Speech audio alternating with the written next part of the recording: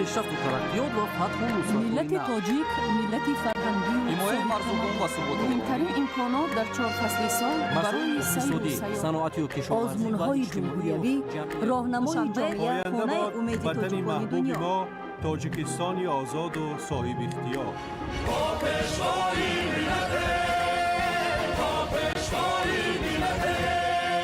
دوست باشید، اتفاق باشید، شکرانه همین دولت کنید، شکرانه همین سرزمین کنید، شکرانه کنید که چنین وطن عزیز و محبوب دارید.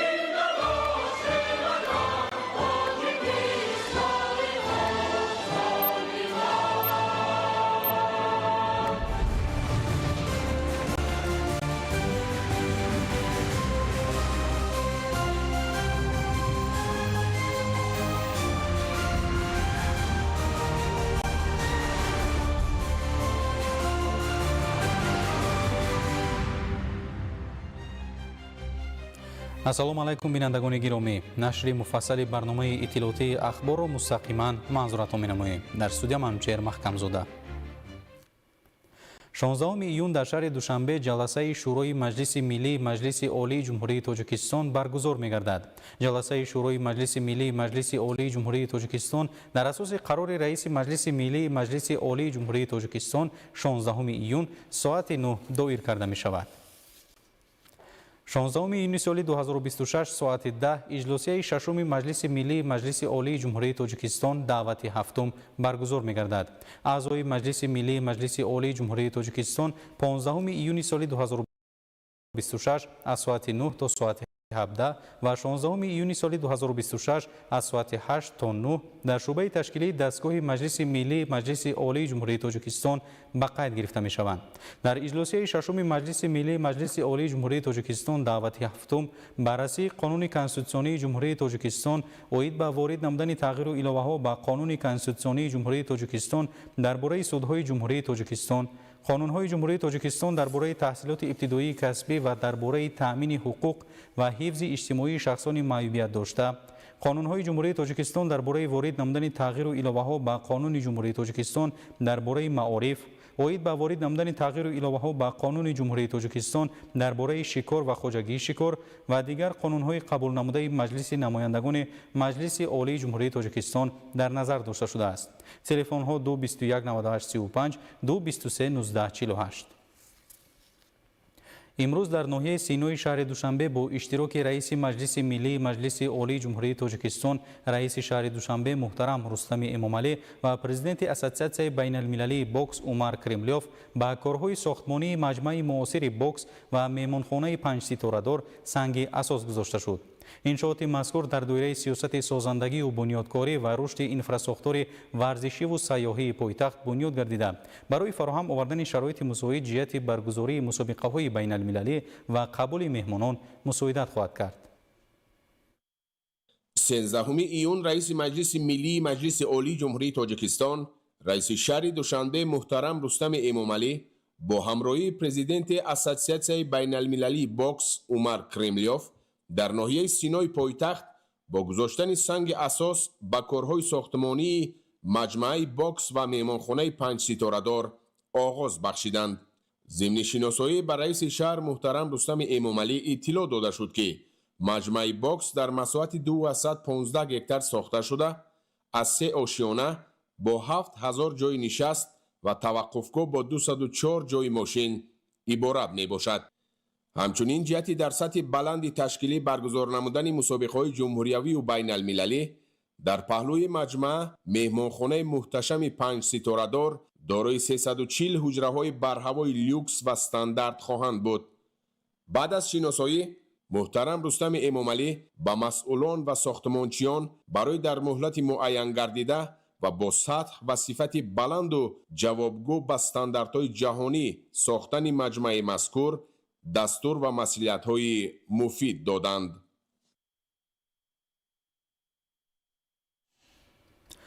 эмомалӣ раҳмон эҳёгари фарҳанги китобхонӣ таҳти ҳамин унвон дар шаҳри Душанбе ҳамоиши илмӣ назариявӣ баргузор гардид ки дар он ҳайати афсарону сарбозон ва аҳли илму адаби кишвар иштирок намуданд. тафсилоти бештар дар гузориши ҳамкорони мо.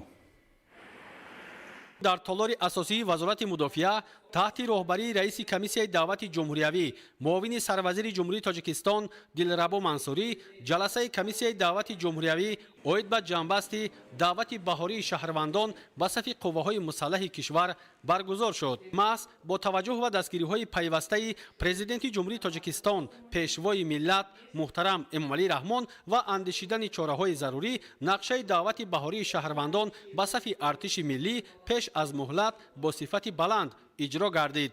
ҳамзамон таъкид шуд ки бо дастгириҳои ҳукумати ҷумҳурии тоҷикистон ва масъулиятшиносии роҳбарияти сохторҳои низомӣ имрӯз дар ҳама қисму воҳидҳои ҳарбӣ шароити мусоиди кору хизмат фароҳам буда иқтидори мудофиавии давлат устувор гардидааст. сари вақт иҷро гардидани фармони президенти ҷумҳурии тоҷикистон дар бораи ба эҳтиёт рухсат додани хизматчиёни ҳарбие ки муҳлати муқарраргардидаи хизмати ҳарбиро адо намудаанд ва даъвати навбатии шаҳрвандони солҳои таваллуди 1999-2008 ҷумҳурии тоҷикистон ба хизмати ҳарбӣ гувоҳи равшани он аст ки дар заминаи ҳисси баланди ватандӯстии шаҳрвандон ҷавонони бонангу номус хизмат дар сафи қувваҳои мусаллаҳро қарзи шаҳрвандӣ ва рисолати ҷавонмардии хеш медонанд. баргузории чорабиниҳои гуногуни ҳарбӣ ватандӯстӣ, таблиғотиву ташвиқотӣ, суҳбату вохӯриҳои судманд бо аҳолӣ, омӯзиши амиқи шаҳрвандони сину соли даъватӣ, вазъи саломатии онҳо, ҳамкории зичи мақомотҳои иҷроияи маҳаллии ҳокимияти давлатии шаҳру ноҳияҳои кишвар бо муассисаи давлатии мададгори мудофиаи вазорати мудофиа ва хуб ба роҳ мондани дигар корҳои муҳим дар ин самт омили асосии босифат ва саривақтӣ иҷро гардидани нақшаи даъвати баҳорӣ ва тирамоҳии ҷавонон ба хизмати ҳатмии ҳарбӣ арзёбӣ шуд. дар идома иброз гардид ки маҳз бо талошу дастгириҳои рӯзафзони пешвои миллат муҳтарам Эмомалӣ Раҳмон имрӯз дар кишвари азизамон сулҳу суботи комил пойдор аст ва ҳифзу ҳимояи ин дастоварди беназири давлату миллат пеш аз ҳама вазифаи муқаддаси ҳар як хизматчии низомӣ ба шумор меравад. баъди таҳлилу баррасии ҳамаҷониба раиси комиссияи даъвати ҷумҳуриявӣ муовини сарвазири ҷумҳурии тоҷикистон Дилрабо Мансурӣ ба консепсияи корҳои сиёсӣ тарбиявӣ ва фаъолияти командирони қисмҳои ҳарбии ҳама сохторҳои низомӣ таваҷҷӯҳи махсус зоҳир намуда дар рӯҳияи ватандӯстӣ, меҳанпарастӣ, эҳтироми якдигар, ҷасуру далер, қавиирода ҳамчун мутахассисони арзандаи соҳа ва ҳимоятгари воқеии ватану миллат тарбия намудани ҷавононро дар ҳама давру замон махсусан шароити имрӯза муҳим арзёбӣ намуд. бояд қайд намуд ки хизматчиёни низомии қувваҳои мусаллаҳи кишвар ба савганди ҳарбии худ ҳамеша содиқ монда тамоми донишу таҷриба ва малакаи касбиашонро дар роҳи ҳифзу ҳимояи манфиатҳои милливу давлатӣ сафарбар менамоянд. ба истиқболи ҷашни 35-солагии истиқлоли давлатӣ ҳар ҳафта рӯзҳои шанбе ва якшанбе дар боғҳои фарҳангиву фароғатии шаҳри Душанбе чорабиниҳои фарҳангӣ ва намоиши дастовардҳои соҳаҳои гуногуни хоҷагии халқи шаҳру ноҳияҳои кишвар баргузор карда мешавад. дар идомаи ҳамин иқдом дар боғҳои фарҳангиву фароғатии пойтахт рӯзҳои фарҳангӣ ва намоиши дастовардҳои иҷтимоиву иқтисодии шаҳри Турсунзода, ноҳияҳои Қубодиён ва Рӯдакӣ гузаронида шуд ки аз рафти баргузории он ҳамкорони мо гузориш медиҳанд. дар доираи чорабиниҳои фарҳангии ҷумҳуриявӣ бахшида ба таҷлили ҷашни 35-солагии истиқлоли давлатӣ имрӯз дар боғи фарҳангию фароғатии кӯли ҷавонон рӯзи фарҳангии ноҳияи Қубодиён баргузор гардид. дар боғи мазкур кишоварзону ҳунармандони ноҳия маҳсули дасти хешро пешниҳоди сокинону меҳмонони пойтахт гардониданд.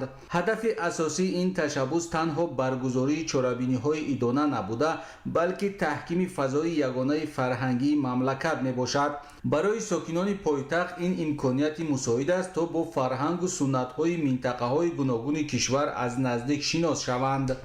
мақсади иштироки мо дар ин чорабинӣ бахшида ба 35-мин солгарди истиқлолияти давлатии ҷумҳурии тоҷикистон ки рӯзи фарҳангии ноҳияи Қубодиён дар шаҳри Душанбе дар ватани азизамон баргузор мегардад. ҳунармандони ноҳияи Қубодиён масъули дастони худро дар ин чорабинӣ ба сокинони ҷумҳурии азизамон ба марак гузошта истодаанд. дар намоишгоҳ маҳсулоти гуногуни кишоварзӣ, маҳсулоти коргоҳҳои истеҳсолӣ ва намунаҳои беҳтарини ҳунарҳои миллӣ ба маърази тамошо гузошта шуданд.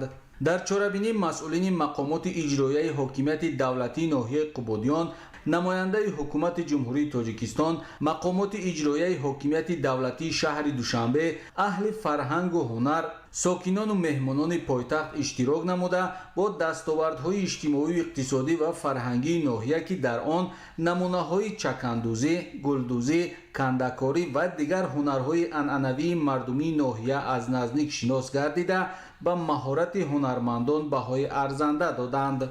تأکید گردید که برگزاری روزهای فرهنگی شهر و ناحیه‌های جمهوری برای حفظ و ترغیب ارزش‌های ملی، احیای عنعنه‌های مردمی و معرفی امکانیت‌های فرهنگی و اقتصادی منطقه‌های کشور زمینه مساعد فراهم می‌آورد. این گونه چرابینی‌ها همزمان با تحکیم وحدت ملی، گسترش رابطه‌های فرهنگی و معرفی دستاوردهای دوران صاحب استقلالی مساعدت می‌نماید.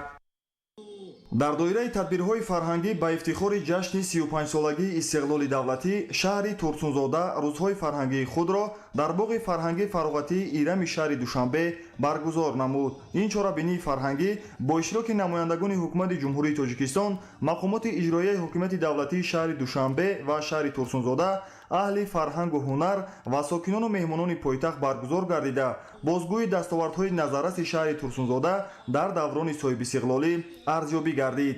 дар даромадгоҳи боғ намоиши васеъи маҳсулоти кишоварзӣ, ҳунарҳои мардумӣ, дастовардҳои соҳаҳои саноат, маориф, тандурустӣ ва сайёҳии шаҳри Турсунзода ташкил карда шуд. меҳмонон аз намунаҳои беҳтарини маҳсулоти боғдорию токпарварӣ ки шаҳри Турсунзода ҳамчун яке аз марказҳои муҳими истеҳсоли маҳсулоти кишоварзӣ дар кишвар маъруф аст, боздид намуданд. ҳамзамон гӯшаҳои махсуси ҳунарҳои мардумӣ таваҷҷӯҳи иштирокдоронро бештар ба худ ҷалб намуд. маҳсули дасти ҳунармандони чирадаст аз ҷумла судани дӯзӣ, кандакорӣ, кулолгарӣ, атласу адрасбофӣ ва дигар анъанаҳои миллӣ бозгӯи фарҳанги ғанӣ ва мероси арзишманди мардуми тоҷик буданд. бахшида ба сазовор пешроз гирифтани 35-солагии истиқлолияти давлатии ҷумҳурии Тоҷикистон дар баробари дигар шаҳр ноҳияҳои кишвар, шаҳри Турсунзода низ тасмим гирифт ки имрӯз дар боғи ирами пойтахт бо намоишҳои фарҳангию ҳунарҳои мардумӣ, инчунин ёдгориҳои тарихӣ ва хусусан аз китобхонаҳои марказониндашудаи шаҳри Турсунзода бахшида ба ин санаи муҳими тарихӣ намоиши китобҳо ба маърази тамошо гузошта шудааст ки имрӯз сокинони пойтахт метавонанд аз ин намоишҳо дидан намуда ба худ як таъссуроти хуб гиранд. маҳз бо шарофати сиёсати созанда ва фарҳангпарваронаи пешвои миллат муҳтарам Эмомалӣ Раҳмон дар тамоми гӯшаву канори кишвар барои рушди фарҳанг, эҳёи арзишҳои миллӣ ва муаррифии имкониятҳои шаҳру ноҳияҳо шароити мусоид фароҳам оварда шудааст. шаҳри Турсунзода имрӯз ҳамчун яке аз минтақаҳои пешрафтаи ҷумҳурӣ дар самтҳои саноат, кишоварзӣ, инфраструктур ва фарҳанг мавқеи хос дошта, сокинони он бо меҳнати содиқона дар татбиқи ҳадафҳои стратегии кишвар саҳмии арзанда мегузоранд. бояд гуфт ки баргузории рӯзҳои фарҳанги шаҳру ноҳияҳои кишвар дар пойтахт ба як анъанаи нек табдил ёфта, барои муаррифии имкониятҳои минтақаҳо, таҳкими робитаҳои фарҳангӣ ва боло бурдани ҳисси ифтихори миллӣ мусоидат менамояд.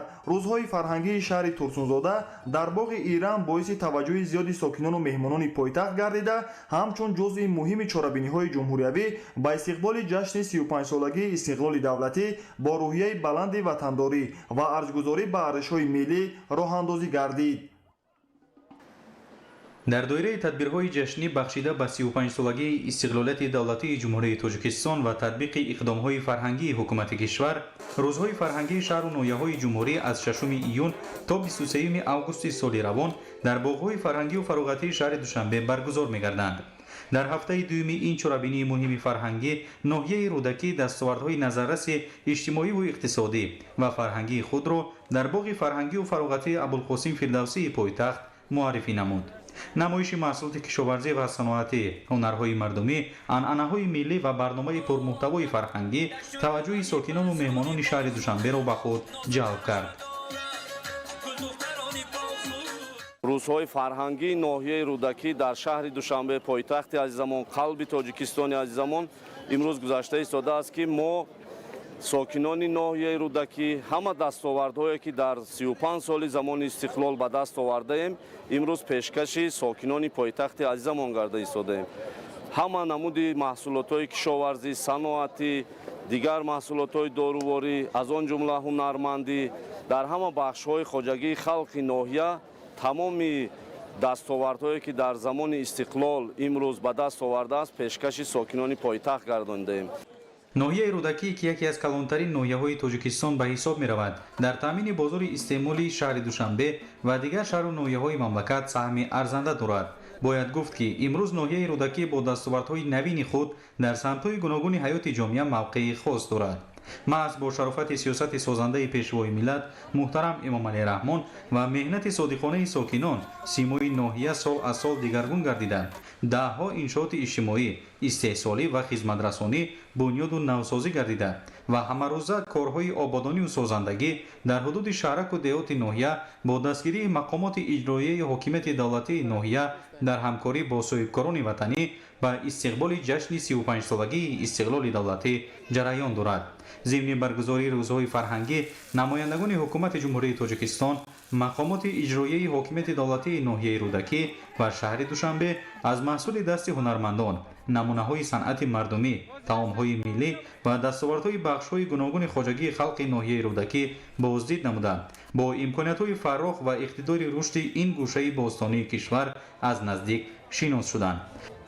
дар ҳудуди ноҳия дар ҳама соҳаҳои шаклҳои хоҷагидорӣ аз он ҷумла саноат зиёда аз 1 миллиард ва соҳаи кишоварзӣ қариб ба 1 миллиарду 300 миллион сомонӣ омада расидааст дар солҳои наздик ва дар ҳудуди ноҳия аз ҷиҳати шаҳрсозӣ меъморӣ бисёр биноҳои баландошона қомат офрохта истодаанд. мо дар ҳудуди ноҳияи рӯдакӣ барои таъмини аҳолии сокинони ноҳия хусусан шаҳраки мирзо турсунзода ва шаҳраки сомониён оби нӯшокӣ хати оби корезӣ дар ҳудуди ноҳия шабакаҳои барқ дар минтақаҳое ки ҳастанд истгоҳҳои трансформаторӣ зеристгоҳҳои барқӣ бунёд карда истодаем. ҳама ин раванд бахшида ба истиқлолияти давлатии ҷумҳурии тоҷикистон аст. ҳамчунин санъаткорони ноҳия бо пешниҳоди суруду оҳангҳои ватандӯстона ва барномаи ҷолиби консертӣ фазои идона ва рӯҳияи баланди миллӣ ба чорабинӣ бахшиданд. бояд таъкид намуд ки баргузории рӯзҳои фарҳангии шаҳру ноҳияҳои мамлакат ба истиқболи ҷашни 35-солагии истиқлоли давлатӣ ҳамчун майдони муаррифии дастовардҳо таҷрибаҳои пешқадам ва имкониятҳои рушди минтақаҳои кишвар хизмат намуда ба таҳкими ваҳдати миллӣ ва густариши робитаҳои фарҳангӣ мусоидат менамояд. рӯзҳои фарҳангии ноҳияи рӯдакӣ дар пойтахт бори дигар нишон дод ки сокинони ин ноҳия бо меҳнати содиқона фарҳанги воло ва эҳтиром ба арзишҳои миллӣ дар роҳи рушди тоҷикистон ва истиқболи сазовори ҷашни муқаддаси истиқлоли давлатӣ саҳми арзанда мегузоранд. дар ноҳияи дарвоз бо ибтикори кумитаи иҷроияи ҳаракати ваҳдати миллӣ ва эҳёи тоҷикистон ҳамоиши ҷумҳуриявӣ таҳти унвони маърифати ҳуқуқӣ шарти рушди устувори давлат баргузор гардид. гузориш дар ин хусус.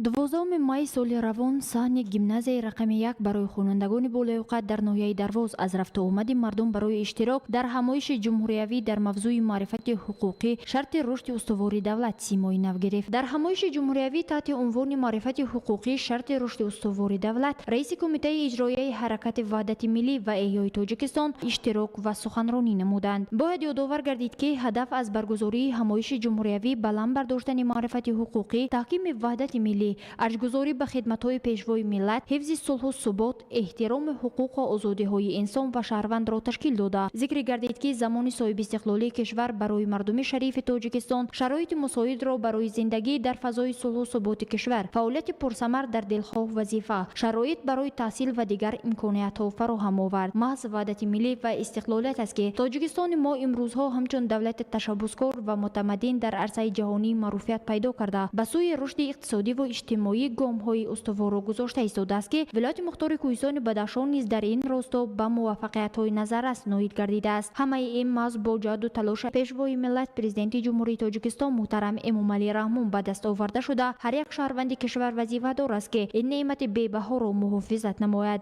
соли 2024 бо ташаббуси асосгузори сулҳу ваҳдати миллӣ пешвои миллат президенти ҷумҳурии тоҷикистон муҳтарам эмомалӣ раҳмон соли маърифати ҳуқуқӣ эълон гардида ин tashabbusi роҳбари давлат ба баланд بلندروی سطح معرفتی حقوقی جامعه، تشکل تحکیم شعور حقوقی مردم، توسعه معرفت نوکی اهالی و ثمره‌نوکی عملیه تطبیق طلبات قانونگذاری مساعدت نمود. با مقصد از نزدیک شناس گردیدن با شرایط و بود و باش افسران و سربازان قسم حربی 0409 در ناحیه درواز، هیئت رسمی به این قسم نظامی تشریف آوردند. حمایه مرز و بوم وطن و خدمت در صف قواهای مسلح جمهوری تاجیکستان وظیفه جانی هر فرد به ناموس ملت بوده. خدمت در صف قواهای مسلح درس عبرت و شجاعت و متانت برای جوان پسران می باشد. وحدت ملی یکی از دستاوردهای مهم برای ملت تاجیک محسوب می یابد که از شرافت آن کشور عزیزمان روز تا روز سیمای خود را کلاً دیگر کرده، دل عالمیان را تسخیر کرده است. استقلالیت و وحدت ملی و صلح و ثبات از شمول آن کلمه هایند که زندگی آرام و آزاد مردم کشور را تجسم می نمایند. از این خاطر حفاظت این ارزش های مقدس ملی و خاک کشور وظیفه جانی هر فرد کشور است. گفته شد که نیروی حربی پایدیوار مستحکم در راه حفظ سرحد دولتی و صلح و ثبات ملی به حساب می رود. همچنین در جریان واخوری به قسمی از سربازان و افسران این قسم حربی برای فعالیت پرثمر و نشان دادن خدمت‌های ارزنده در راه تحکیم صلح و ثبات و آرامی کشور از نام کمیته اجرایی حرکت وحدت ملی و احیای تاجیکستان و رهبریت ولایت با افتخارنامه و سلسله کتاب‌های وحدت، دولت و پرزیدنت قدردانی گردیدند. با استقبال جشن 35 سالگی استقلال دولتی، ناحیه یوون به میدان وسیع سازندگی و بنیادکاری تبدیل یافته، صدها انشاءات مهم اجتماعی و خدمت‌رسانی مورد استفاده قرار گرفتند. ساکنان ناحیه شامگاهان در باغ و گلگشت‌های زمانوی به استراحت و فراغت مشغول بوده از دستاوردهای دوران استقلال بهره‌ور می‌گردند. شرح بیشتر در تهیه همکارانمان. 34 سال صاحب استقلالی برای مردم سربلند تاجیک دوره بنیادکاری ها عنوان می‌گردد. در طول این سالها در گوشه و کنار مملکت کارهای آبادانی و سازندگی وسعت تازه پیدا نمود. ناحیه یوان ولایت ختلان نیز با قامت افراختن بنا و انشاءات‌های تعییناتشان گوناگون، مرکزهای معیشی و خدمت‌رسانی، باغ و گلگشت‌ها سیمای خود را به کلی تغییر داده است. مسئولین و ساکنان مقصد دارند که با چنین دستاوردها جشن 35 سالگی استقلال دولتی را سزاوار استقبال نمایند. از 561 انشاءاتی به نقشه گرفته شده و استقبال جشن 35 سالگی استقلال دولتی جمهوری تاجیکستان در ناحیه یوان ولایت ختلان علاقه زیاده از 600 انشاءات تعیینات گوناگون مورد استفاده قرار گرفته، در بیش از 50 انشاءات دیگر کارهای ساختمانی با مرام ادامه دارند. این نشان دهنده از حس بلند مسئولیت شناسی، وطندوستی و سهم ارزنده ساکنان و صاحبکاران ناحیه در تطبیق هدفهای سازندگی و بنیادکاری شهادت می‌دهد. انشاءات با استفاده داده شده مؤسسه‌های تعلیمی، مرکزهای سلامتی، راه و پل‌ها، مرکزهای خدمت‌رسانی و معیشی، باغ و گلگشت‌ها و دیگر انشاءات مهم اجتماعی را در بر گرفته برای بهتر گردیدن سطح و صفت زندگی اهالی زمینه مساعد فراهم آوردند. امروزها ناحیه یوان در پرتو سیاست سازنده دولت حکومت سیمای تازه کسب نموده به یک گوشه آباد و زیبای مملکت تبدیل یافته است. راههای منفرش، انشاءات معاصر، گلگشت‌های نظرربا و مرکزهای فرهنگی و فراغتی از جمله دستاوردهای میباشند که به شرافت استقلال و وحدت ملی عملی گردیدند. ساکنان ناحیه یوان نیز در قطار دیگر ساکنان تاجیکستان عزیز به استقبال جشن 35 سالگی استقلالیت دولتی جمهوری تاجیکستان آمادگی همه‌جانبه دیده ایستادند. بنیاد چنین باغ‌های فرهنگی و فراغتی به ما ساکنان ناحیه یوان شرایطی را فراهم آورده است که ما در کدام ساعتی که خواهیم با کودکان خود، با جوانان آمده اینجا سیر و گشت می‌نماییم. با فرا رسیدن شام و فروزان گردیدن چراغ‌های کوچه و باغ‌ها، ناحیه یوان حسن دیگر پیدا می‌کند. در فضای صلح و ثبات پایدار، ساکنان در باغ‌های فرهنگی و فراغتی و گلگشت‌های زمانوی به سیر و گشت برآمده لحظه‌های فارغ خود را خوش و خاطرمان سپری می‌نمایند. کودکان و نورسان در میدانچه‌های بازی مشغول استراحت و فراغت بوده، کلانسالان از محیط آرام و آسوده بهره‌ور می‌گردند.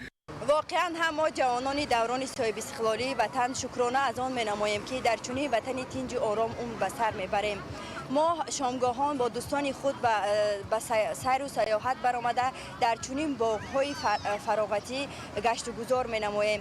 ما می‌نداری خش را به حکومت مملکت می‌رسانیم که برای ما جوانان چنین شرایط‌ها را فراهم آوردند. محض در فضای امن و ثبات و سیاست بنیادکارانه پیشوای ملت امکانیت فراهم آمده است که هر روز زندگی مردم با کارهای سازندگی، آبادانی و پیشرفت رنگی تازه کسب نماید. ناحیه یاوان امروز با قدم‌های استوار به سوی رشد منبعده حرکت نموده، ساکنان آن با روحیه بلند سازندگی برای استقبال شایسته جشن 35 سالگی استقلال دولتی سهم ارزنده خود را می‌گذارند. محمد رجب عبدالله‌زاده، دولت فیض‌الله، ناحیه یاوان، اخبار. امروزها دهه ارمیتن ناحیه عینی با قدم‌های استوار به سوی رشد و آبادی پیش می‌رود. در دایره تجلیل از جشن 35 سالگی استقلال دولتی، ساکنان دهه با حس بلند وطن‌دوستی به بنیاد راه‌ها، انشاءات اجتماعی و بهتر نمودن شرایط زندگی سهم ارزنده می‌گذارند. گزارش در این خصوص. ارمیتن امروز با سیمای تازه و اقدام‌های بزرگ سازندگی به یکی از مرکزهای فعالترین کارهای آبادانی در ناحیه عینی تبدیل یافته است. در عرفه تجلیل 35 سالگی استقلال دولتی جمهوری تاجیکستان، ساکنان، صاحبکاران و شخصان سخاوت‌پیشه با یکدلی و همگرایی برای رشد محل سهم ارزنده می‌گذارند. در محله اسکوات منفرش گردیدن راه اساسی که سالهای زیاد آرزوی ساکنان بود، امروز به واقعیت تبدیل یافته است.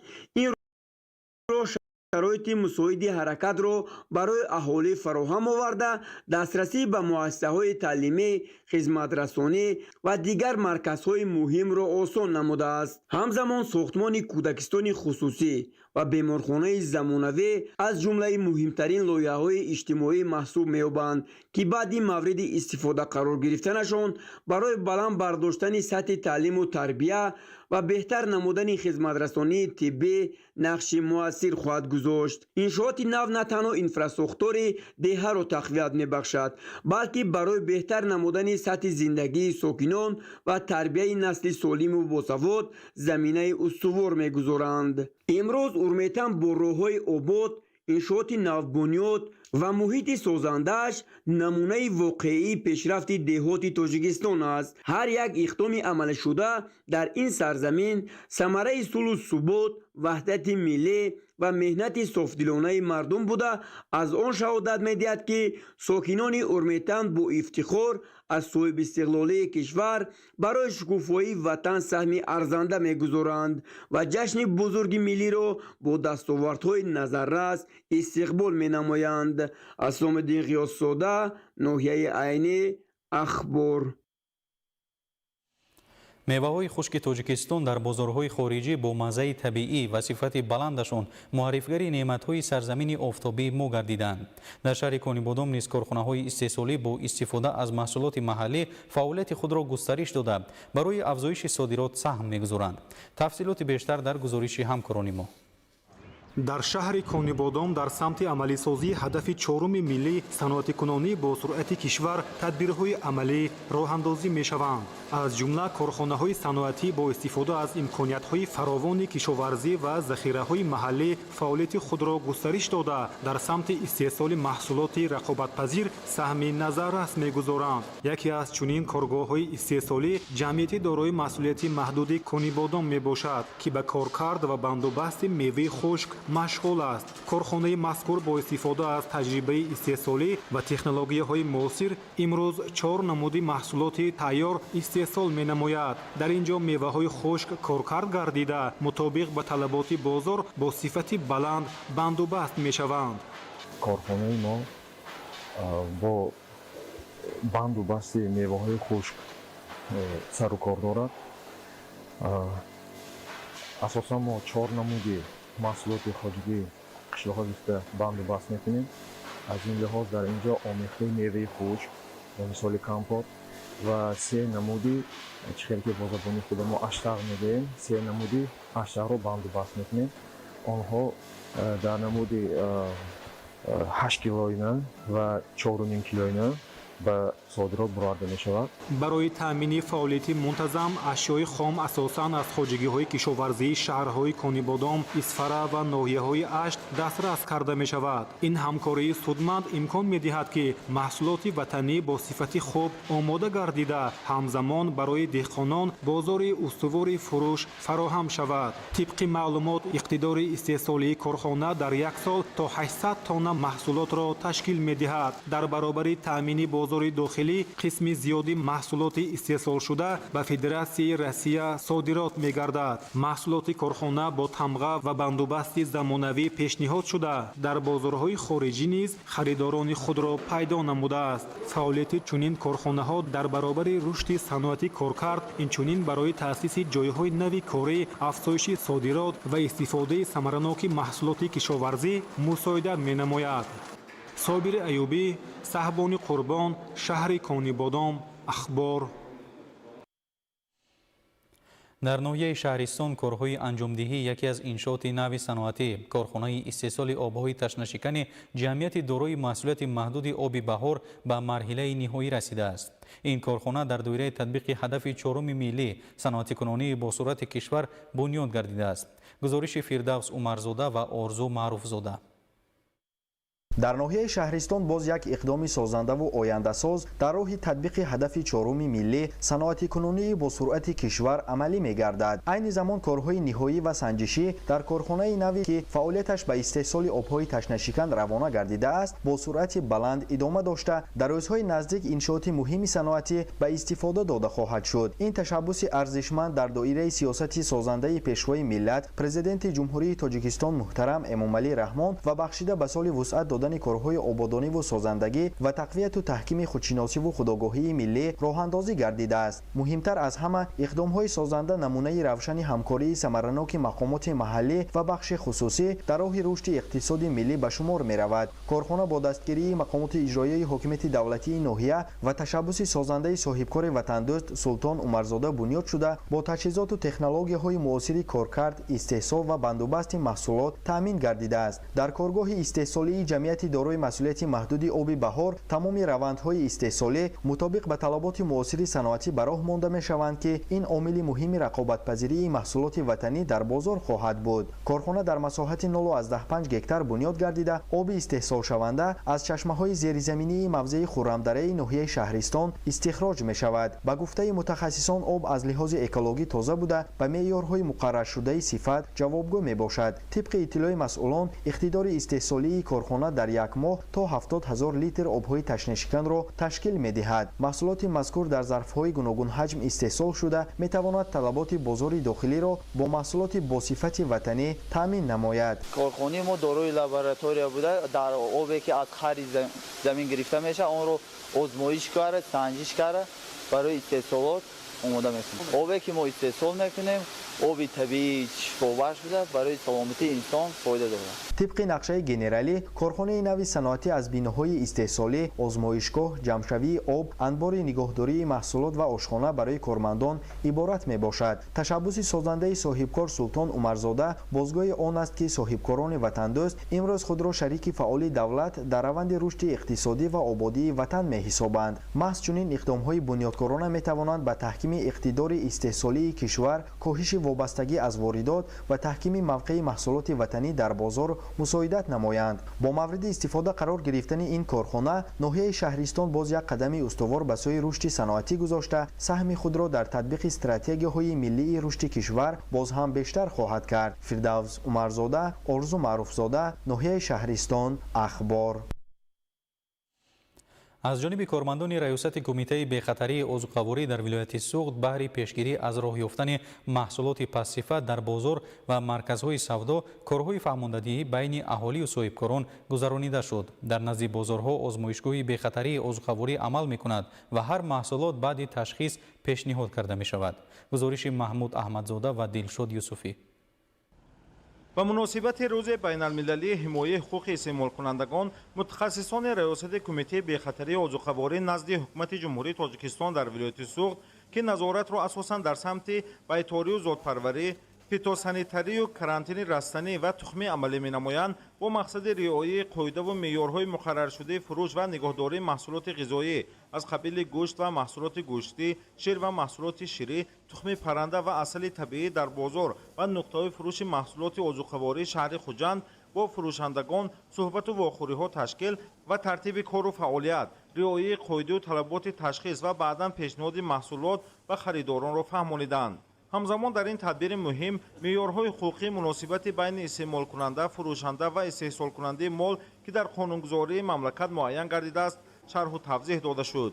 таъкид бояд намуд ки барои бехатар ва ба саломатӣ мувофиқ будани маҳсулоти ба фурӯш пешниҳодшуда дар назди бозорҳои шаҳру ноҳияҳои вилоят, аз ҷумла дар назди бозори фурӯши маҳсулоти хӯрокии Панҷшанбе, Бадри Мунир, Афросиёб дар шаҳри Хуҷанд озмоишгоҳи бехатарии озуқаворӣ амал мекунад ва кормандон ҳар маҳсулоте ки барои фурӯш ба бозор ворид мегардад, аввал ташхиси байторӣ намуда, баъди муайянсозии сифат ва таркиби маҳсулот онро барои фурӯш иҷозат медиҳанд. ва ҳамзамон ба фурӯшандагон минбаъда тарзи нигоҳдорӣ, риояи ҳолати санитарӣ, аз ҷумла маҳсулоти зудвайроншаванда дар яхдон, нигоҳдорӣ кардан ва дигар қоидаҳои муҳими тарзи пешниҳоди хизматрасонӣ тавсияҳо медиҳанд. ҳамарӯза маҳсулотҳое ки дар бозор ворид мешаванд, маҳсулотҳои гӯшти, растанагӣ, ширӣ, ҳамарӯза ташхис намуна гирифта мешавад. Дар вақти муайян бо тезӣ сертификати иҷозатшударо дастрас карда ба савдо иҷозат медиҳанд. баъзе маҳсулот ҳастанд ки яхдон аз кор мемонад. баъзе маҳсулотое ки ҳастанд ки дар бозор падсифат мебиёд, маҳсулотое ки растанагӣ ва аз савдо боздошт карда бо санъатҳо нобуд сохта дар климатори маҳсулоти гӯшти дар климатори вилояти Суғд бо роҳи сӯзондан истифода монем. мақсад аз амалӣ намудани ин тадбир баланд бардоштани сатҳи маърифати аҳолӣ оид ба мушкилоти ҷойдошта ва дар самти таъмини амнияти озуқаворӣ ва бехатарии он дар ҷомеаи имрӯза арзёбӣ гардид. дар бозор ва марказҳои савдои тиҷорат ҳамзамон аз ҷониби мутахассисони раёсати кумитаи бехатарии озуқаворӣ назди ҳукумати ҷумҳурии Тоҷикистон дар вилояти Суғд оид ба пешгирии як қатор бемориҳои сироятӣ ки асосан дар чорво ва парранда ба вуҷуд меоянд ба фурӯшандагону харидорон маълумот дода шуд. ноҳияи Фархор яке аз ноҳияҳои аграрӣ дар минтақаи Кӯлоб маҳсуб ёфта кишоварзон дар таъмини сабади истеъмолӣ саҳми назаррас доранд. заминҳои корами обӣ дар ноҳия самаранок истифода гардида хоҷагидорон ҳамасола ба гирифтани ҳосили фаровон мушарраф мегарданд. имрӯзҳо кишоварзон баробари ҷамъоварии самари меҳнати худ ҳамзамон кишти такрории зироатро низ вусъат мебахшанд. шарҳи бештар дар таҳияи ҳамкоронамон. имсол заҳматкашони ҷомати деҳоти зафари ноҳияи Фархор дар ҳама гуна шаклҳои хоҷагидорӣ кора вусъат бахшида дар натиҷа ба афзун намудани истеҳсоли маҳсулоти гуногуни кишоварзӣ ноил гардида истоданд. соли равон кишоварзони деҳоти мазкур дар майдони 1175 гектар пахта, 928 гектар ғалладонагӣ, 44 гектар картошка ва дар майдони 45 гектар пиёз кишт намуданд. нашъунамои феълии зироати пахта дар хоҷагиҳои деҳқониву кооперативҳои истеҳсолӣ хеле хуб ба чашм мерасад ки ин бешак заҳмати софтилонаи аҳли заҳматро бозгӯӣ мекунад. заҳмати содиқона ва муносибати хуби хоҷагидорон ба замин имрӯз самараи хуб ба бор овардааст. бо дастрасӣ ба техникаву мошинолоти кишоварзӣ имрӯзҳо марди деҳқон ба ҷомъоварии ҳосили барандпарваридаи худ аз ҷумла ғалла, сабзавот, полезиҳо машғул гардида кишти такрории зироати кишоварзиро мароми тоза бахшида истоданд. вусъати бесобиқаи корҳои саҳроӣ дар мавзеи автобус ва истиқлоли ҳудуди ҷомати деҳоти зафар бештар ба назар мерасад. барои таъмини рушди соҳа ва афзун намудани ҳаҷми истеҳсоли маҳсулоти кишоварзӣ сокинони заҳматқарини ноҳияи Фархор ба масъалаи баландбардоштани маданияти истифодаи замин, фаровонии бозори истеъмолӣ бо васеъ кардани майдони кишт, ҳарчи бештар ба шуғл фаро гирифтани сокинон таваҷҷӯҳи зарурӣ равона менамоянд. имсол низ хоҷагидорон парвариши ҳама зироатро дар асоси тавсия ва маслиҳати мутахассисон ва интихоби тухмиёи хушсифат ба роҳ монда аз ҳосили ғалладонагиҳо ва сабзавоту полезӣ қаноатманданд. хоҷагии деҳқонии шаҳрон воқеъ дар деҳаи саховати ҷомати деҳоти зафар аз ҷумраи хоҷагиҳоест ки заҳматкашони он бо кишту парвариш, баландбардоштани маданияти истифодаи замин ва ноил гардидан ба нишондиҳандаҳои хуби истеҳсолӣ дар таъмини амнияти озуқаворӣ ва фаровонии сабади истеъмолии сокинон саҳми арзанда доранд. чанд сол боз инҷониб хоҷагидорон аз ҳосили хуби сабзавот, картошка ва меваҳои тару тоза қаноатманданд. имрӯзҳо масъулони хоҷагӣ ба ҷомъоварии пиёз, картошка машғуланд ва аллакай дар қисме аз заминҳои холидшуда кишти такрории лӯбиёдонагӣ анҷом доданд. дар мавсими имсола پیوز کش کردیم که حاصل نقص به دست آوردیم. نیت داریم که بعد جمع‌آوری پیوز کشتی تکراری بگذارونیم. محصولاتی که ما جمع‌آوری کردیم با بازار ناحیه پیشنهاد میکنیم. در 56 سوتیخ باغ بنیاد کردیم که 3-4 سال است که حاصل نقد به دست میگیریم. در خواجگی‌های دهقانی و کооپراتیوهای 3 ساله جماعت شهرک و دهات ناحیه فرخار مدنیت استفاده برای زمین و برداشتن 2-3 حاصل از یک زمین به نظر رسیده. کشاورزان برای با محصولات تر و تازه تامین نمودن بازار استعمالی، قانع گردانیدن طلبات ساکنان و ذخیره مواد غذایی، بعد جمع‌آوری غله و سبزیجات بروقتی در زمین‌های خالی شده هر چه زودتر انجام دادن کشت تکراری را از هدف‌های اساسی خود قرار دادند که در این سمت علاقه قدم‌های استوار گذاشته ایستادند. انورشاه سیدعلیزاده، سعید حمیدی شریف، ناحیه فرخار، اخبار. در کتابخانه ملی رونمایی کتابنامه شریح‌حالی کارمند شایسته تاجیکستان، نویسنده، پوبلیسیست و روزنامه‌نگار معروف سپهر ابو عبدالله حسنزاد برگزار گردید. کتابنامه شریح‌حالی درباره آثار نویسنده بوده، در آن عالمان و شاعران و کارمندان کتابخانه ملی اشتراک نمودند. گزارش در این خصوص. رونمایی کتابنامه کارمند شایسته تاجیکستان، نویسنده، پوبلیسیست و روزنامه‌نگار معروف سپهر ابو عبدالله حسنزاد در مؤسسه دولتی کتابخانه ملی تاجیکستان با اشتراک شاعران و نویسندگان، عالمان و محققان، روزنامه‌نگاران و دوزاران کلام بدیعی برگزار گردید. ضمن چاره‌بینی سخنرانی‌ها از زندگی و فعالیت پربار ایجادی سپهر حسنزاد یادآور شده سهم ارزنده او را در رشد ادبیات معاصر تاجیک، روزنامه‌نگاری و ترغیب ارزش‌های ملی تاکید نمودند. قید گردید که آثار ادیب در روحیه وطن‌دوستی، خودشناسی ملی، ارزش‌گذاری به تاریخ و فرهنگ تاجیکان و تربیت معنوی جامعه نقش مؤثر دارد. جای خوشنودی است که با سیاست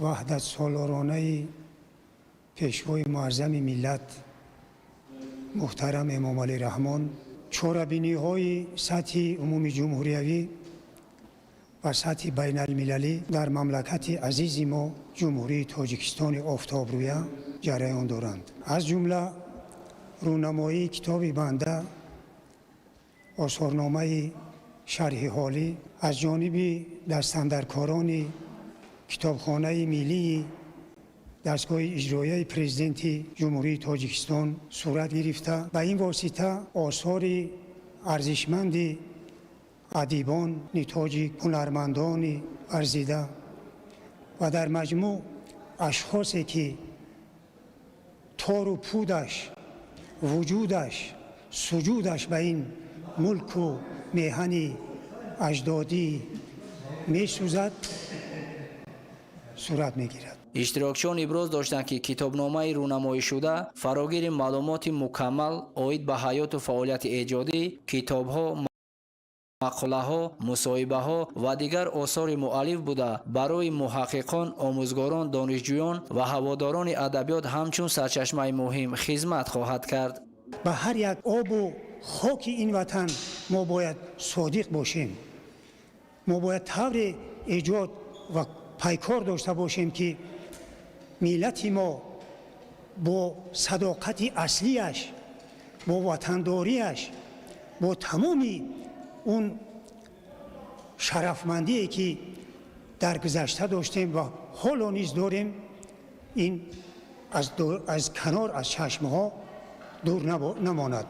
در ادامه همای شاعران و نویسندگان دایر به خصوصیت‌های ایجادی ادیب سخن گفته از نقش او در رشد ادبیات ملی و تربیت نسل جوانان یادآور شدند. همچنین پارچه‌ها از آثار نویسنده قرائت گردیده با فعالیت پرثمر او بهای بلند داده شد. در فرجام چاره‌بینی سپهر ابو عبدالله حسنزاد تاکید نمودند که من بعد نیز بهر رشد ادبیات و فرهنگ ملی فعالیت ایجادی خود را ادامه خواهد داد. چاره‌بینی در فضای گرم و صمیمی و روحیه احترام با علم و ادب جنبش گردید.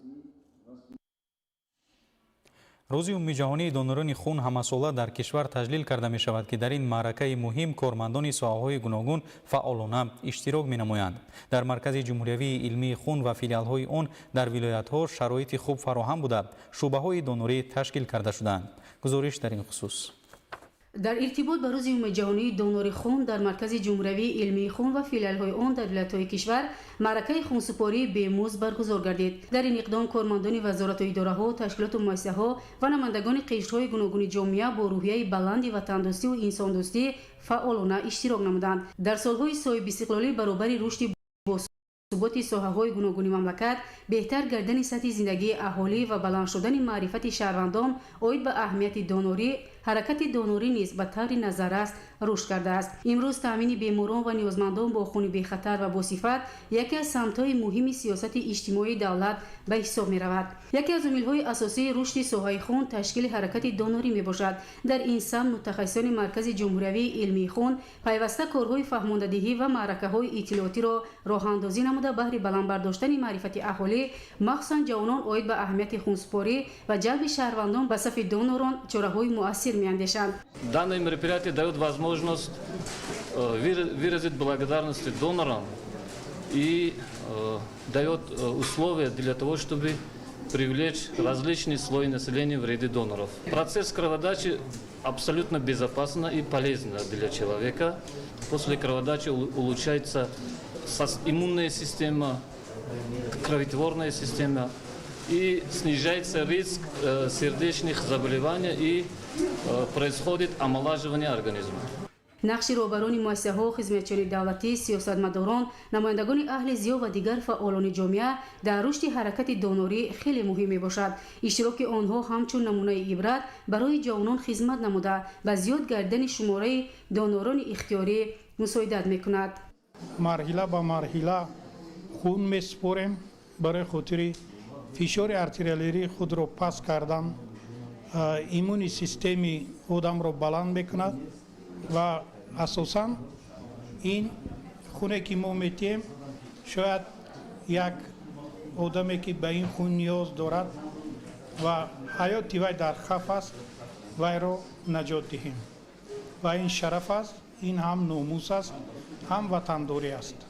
طی 10 سال اخیر در کشور روند کمک ترانسفوزیونی به طریق نظررس رشد یافته، همچون یکی از ساختارهای استوار در ترکیب مؤسسه‌های تندرستی کشور مقام خاصی را پیدا نموده است. همزمان جهت کاهش دادن فوت مادران و کودکان از خونروی، پیشگیری عرضه‌های بعد ترانسفوزیونی، رساندن کمک ترانسفوزیونی در صدمه‌ها و جراحی‌های حجماً کلان، حفظ سلامتی دونوران و ترغیب طرز حیاتی سالم یک قطار تدبیرهای مؤثر عملی گردیده ایستاده است. امروز در قصر تنیس شهر دوشنبه مراسم افتتاحی رسمی چمپیونات 15 آسیا اوید به کورش با برنامه رنگین فرهنگی آغاز گردیده. هنرمندان کشور با سرود و ترانه‌ها و نمایش‌های جالب خاطر مهمانان و اشتراکچیان و مخلصان ورزش را بالیده ساختند. آغاز از امروز تا 14 ایون در قصر تنیس شهر دوشنبه چمپیونات 15 آسیا اوید به کورش برگزار می شود. در این مسابقه بیش از 220 ورزشکار از 24 دولت جهان برای به دست آوردن عنوان قهرمانی و مدال‌های چمپیونات بین هم رقابت می کنند. جمهوری تاجیکستان را در این مسابقه 11 پهلوان نمایندگی می نماید. این دومین چمپیونات آسیایی با کورش است که در شهر دوشنبه در جمهوری تاجیکستان برگزار می‌گردد. از روی این نمود ورزش دستاوردهای ورزشکاران تاجیکستان ما خیلی در سطح بالا قرار دارند. 5 چمپیون جهان داریم از رشته کورش و مدال‌های چمپیونات‌های آسیا و چمپیونات‌های جهان خیلی ورزشکاران ما به دست آوردند. در وزن 60 کیلوگرم ورزشکاری تاجیک حقداد گولов، 66 کیلوگرم یاسین بابوکالонов و 73 کیلوگرم عمر شیروف به واخوری‌های نهایی راه یافتند. در روز 13 ایون ورزشکاران در وزن‌های مردانه تا 60، 66، 73 و 81 کیلوگرم، اینچنین میان بانوان در وزن‌های 70، 78، 87 و زیاده از 87 کیلوگرم قوه می‌آزمایند. هدف برگزاری چمپیونات آسیا رشد ورزش کورش، تحکیم همکاری‌های بین‌المللی ورزشی، بلند برداشتن مهارت کسبی ورزشکاران و گسترش دوستی و همدیگرفهمی میان جوانان میباشد. انتظار می‌رود که مسابقه با اشتراک بهترین پهلوانان در سطح بلند برگزار گردیده برای مخلصان ورزش لحظه‌های خاطرمون و رقابت‌های جالب را اهدا می‌نماید. همزمان میزبانی چنین چهاربینی‌های بین‌المللی امکانیت فراهم می‌آورد که تاجیکستان همچون کشوری صاحب تجربه در تشکیل مسابقه‌های بزرگ ورزشی و مرکز برگزاری چهاربینی‌های سطحی جهانی باز هم بیشتر معرفی گردد. بینندگان گرامی، در همین جا برنامه اطلاعاتی اخبار به انجام میرسد. خیر، سلامت باشید.